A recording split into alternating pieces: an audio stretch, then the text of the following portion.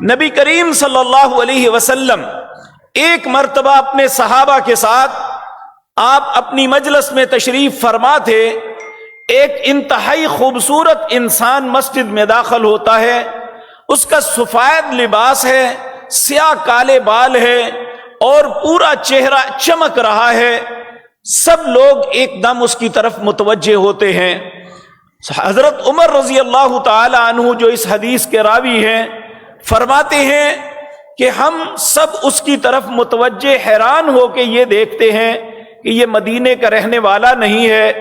اگر یہ باہر سے آیا ہے تو اس پہ سفر کے آثار نہیں ہے، کوئی دھول اس کے اوپر نہیں لگی ہوئی، اس کے کپڑے بھی بالکل صاف ہیں.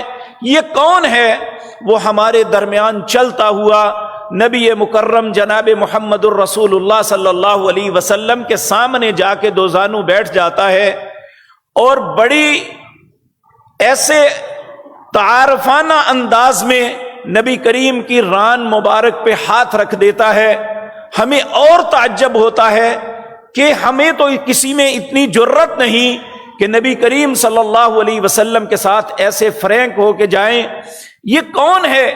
اچانک وہ پوچھتا ہے، یا محمد صلی اللہ علیہ وسلم اخبرنی عن الاسلام، مجھے خبر دیجئے کہ اسلام کیا ہے.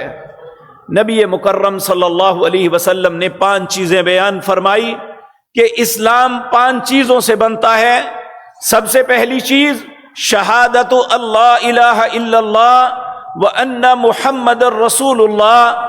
تم شہادت دو کہ اللہ کے علاوہ کوئی الہ نہیں، میرا خالق و مالک، میں جس کی عبادت کرتا ہوں میرا معبود، اور میری بگڑی بنانے والا، میرے معاملات کو سدھارنے والا، میری تکلیفوں کو آسانیوں میں بدلنے والا صرف اللہ ہے.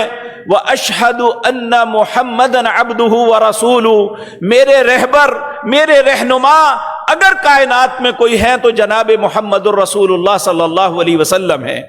یہ ایک عقیدہ ہے جس کو انسان قبول کرتا ہے کہ اللہ میرا مالک ہے، میرا خالق ہے، میرا رازق ہے، اور میرا رہبر، میرا رہنما جناب محمد الرسول اللہ کی ذات مطہرہ ہے. اس کے بعد 4 فریضے اس پہ عائد ہوتے ہیں. پہلا فریضہ اقام الصلاۃ، نماز کو قائم کرنا. نمبر 2، اگر اللہ نے مال دیا ہے تو ایتاء الزکاۃ. اور تیسرا وتصوم رمضان، اگر اللہ نے تندرستی صحت دی ہے تو رمضان المبارک کے روزے رکھنے. وتحج البیت من استطاع الیہ سبیلا، اگر رستے کی استطاعت رکھتا ہے تو اللہ نے اس پہ حج کو فرض کیا ہے.